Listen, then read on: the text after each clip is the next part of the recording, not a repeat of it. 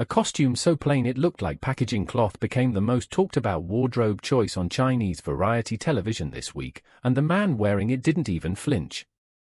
At Rabbit News Hallyu, that's the detail most recaps skipped entirely, because the compliment that followed wasn't really about the robe at all. Here's the scene. Season 4 of the interactive mystery variety show Go and Deduce aired an episode on July 15, 2026, with regulars Jin Jing, Zhang Linghe, Liu Yuning, and Ding Chengxian building out a period drama dungeon setting. Zhang Linghe drew the character card for Crown Prince, the highest-ranking role in that episode's storyline. The production dressed him in an oversized, deliberately plain dragon robe, so loose and unadorned that guests on set joked it looked like a sack thrown over him. Jin Jing took one look and blurted out the line that's now circulating everywhere. Even wrapped in what amounted to a sack, he still looked good.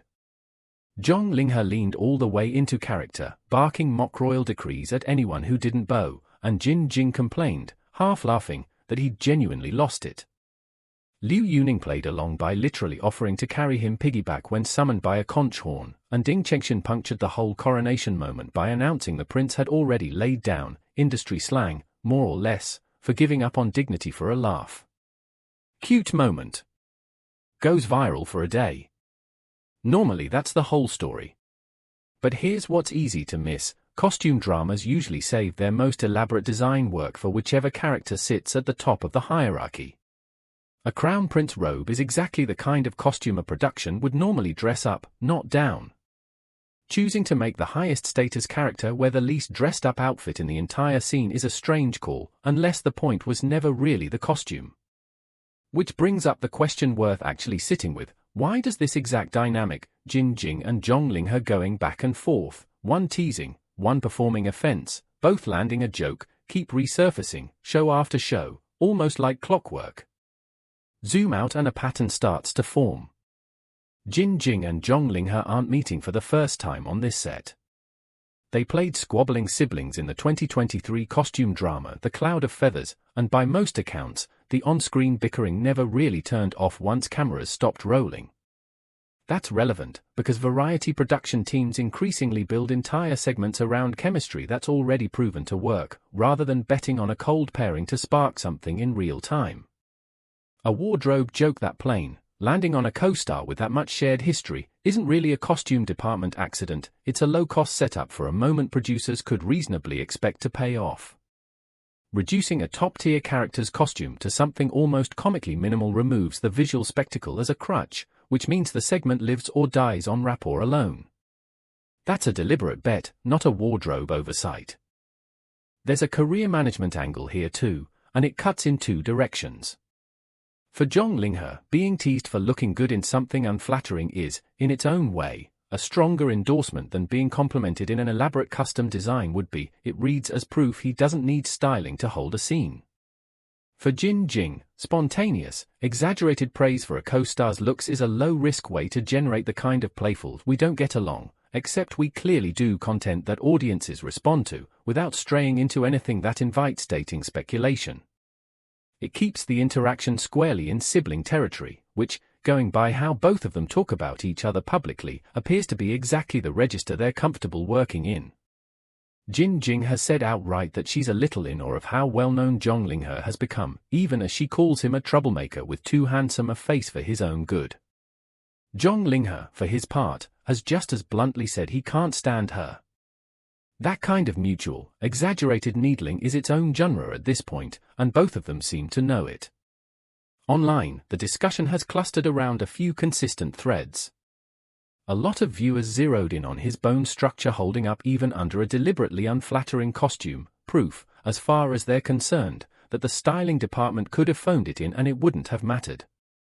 Others were more interested in the sibling dynamic itself, arguing that the more natural and unscripted their bickering feels, the more genuine the compliments underneath it land.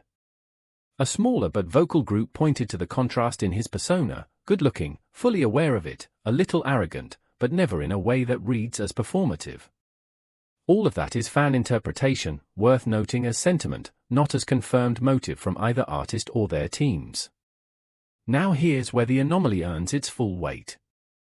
That same week, a separate clip involving this exact circle resurfaced, originally filmed around Lunar New Year, when Jin Jing and her close friend Zhang Ruonan had plans to spend the holiday together, only for Zhang Ruonan to back out because she needed to rehearse with Zhang Linghe for Hallyu TV's New Year's gala.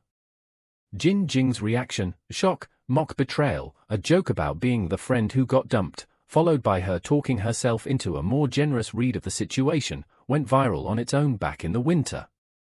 It resurfaced on July 14, 2026, specifically because Jin Jing and Zhang Ruonan were doing a live stream together to promote their film, currently translated as Miss You.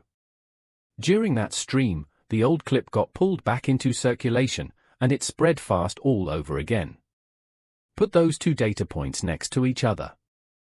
Jin Jing, Zhang Linghe, and Zhang Ruonan aren't three names that happened to cross paths once. They're all recurring cast on the same reality format, they've shown up adjacent to each other at a major national broadcast gala, and their older clips are being recirculated in the exact week a new film featuring two of them is being promoted. It's not a coincidence that the same three names keep surfacing together across a reality show, a televised gala, and a film livestream inside the same calendar year. That kind of overlap doesn't usually happen by chance in an industry where scheduling is tightly managed. The evidence available doesn't confirm a coordinated cross-promotion strategy between their teams, but the pattern is consistent with one, and it's the kind of pattern industry observers tend to flag when the same small group of names keeps resurfacing across unrelated projects at the same time. That's arguably the bigger story here than any single wardrobe joke. Chinese variety television has been leaning harder into recurring cast formats precisely because proven rapport between specific personalities converts into shareable moments more reliably than fresh pairings do, and a resurfacing clip during a film promotion cycle is free marketing, whether or not anyone planned it that way. Zhang Linghe himself has openly said he can't stand Jin Jing in that same joking register, which tells you this friction as entertainment approach isn't limited to one show or one clip, it's become something closer to their shared brand. None of this means anything sinister is going on, and nothing here should be read as commentary on their personal lives beyond what's been shown on camera. What it does suggest is that a throwaway line about a sack-like robe, taken alongside a resurfacing gala clip and a film promotion livestream, lines up with a broader industry habit, building repeat chemistry across formats rather than treating each show as an isolated event. Whether that's a deliberate strategy from their respective teams or simply the natural result of a small, well-connected industry circle, the available evidence doesn't say for certain, but the overlap is there for anyone paying attention. If you like entertainment stories that go further than the headline, the kind that catch the quiet signal most coverage scrolls past, Rabbit News Hallyu is built exactly for that. Subscribe if you want analysis, not just news.